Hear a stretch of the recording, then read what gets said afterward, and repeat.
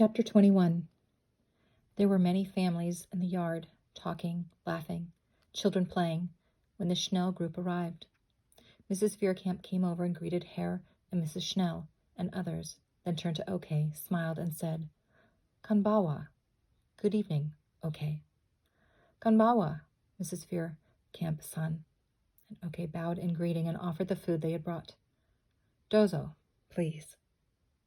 "Thank you," said Mrs. Veerkamp as she took one of the furoshiki-wrapped dishes and led her guests to the tables.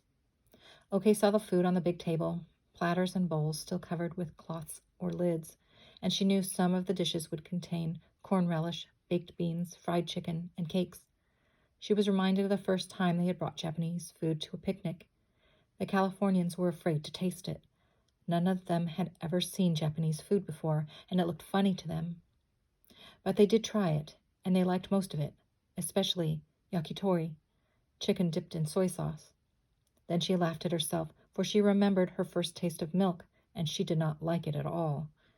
Bread tasted odd at first, too, but now it tasted good. Mrs. Schnell smiled as she watched her friends enjoying the food she had brought. "How funny our neighbors are," she had once said. "They do not like sushi." Mrs. Schnell had brought the seaweed-wrapped rice, raw fish, and vegetables to a previous party, and the Californians had been hesitant to try it.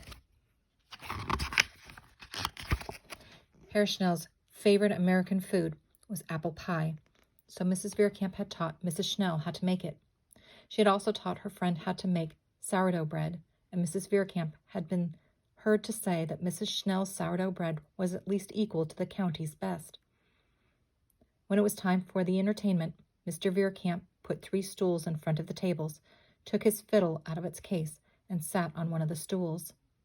Henry brought his harmonica out of his pocket, while his brother Frank grabbed a couple of spoons. Each of the boys sat on a stool and practiced for a few minutes. Somebody called out to Mr. Veerkamp, "How about playing 'She'll Be Coming Round the Mountain'?" And the boys nodded to their father, and they all started playing their instruments, Frank clicking the spoons in a most resounding fashion on his knee. Soon everyone was singing and clapping and having a good time. Okay could not sing the songs yet, but she enjoyed listening and watching. It had seemed strange at first to hear the country music, to see the women holding their skirts up as they danced, swinging around with their partners, feet quick-stepping. Everyone danced, even the children. When it was Okay's turn to entertain, she stood in front of the guests, removed the folded fans from her obi, and opened them. With slightly bended knees and very small steps, she danced as she sang a traditional folk song. Mrs. Schnell played the samisen. Okay swayed and turned gracefully, her face showing deep feelings of sadness, then joy, hands in perfect symmetry with turns, all together as one. She bent low and swayed back and forth and around, slowly, wide turns, stretching fans out. Her story, sickness, and sorrow. She rapidly opened and closed the fans, making them flutter quickly up and down. Happiness. Finally, she brought them to the front, lowered her face, and closed the fans. She tucked them back into her obi. Her dance was over. Okay's heart was beating fast. She was pleased when her friends clapped in appreciation. Now Matsu stood in front of the group. He stood perfectly straight, legs slightly parted. Here was a samurai. He held his gleaming katana in front of him, bowed, then swiftly and surely brought the sword up and around.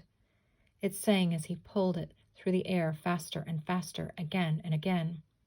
He stepped forward and back, to the side and back, the sword flying up and down and around. How powerful he was! How fast he moved! Then he stopped, sheathed his sword, and bowed to the audience. There was much clapping and much praise for this performer also. How strong he is, thought Okay, filled with pride that he was her friend. When it was time to say goodbye, the mood changed. The Schnell group was very somber, and so were all of the Gold Hill neighbors. They wished the Schnells a safe journey. The promise of success for the colony was in jeopardy if Herr Schnell did not bring back more plants and money. The neighbors were still waving goodbye as the wagon pulled away from the Veerkamp farmhouse. Okey did not feel sad. Soon she would be leaving for Japan with Herr Schnell and his family, and she hoped she would see her own family again.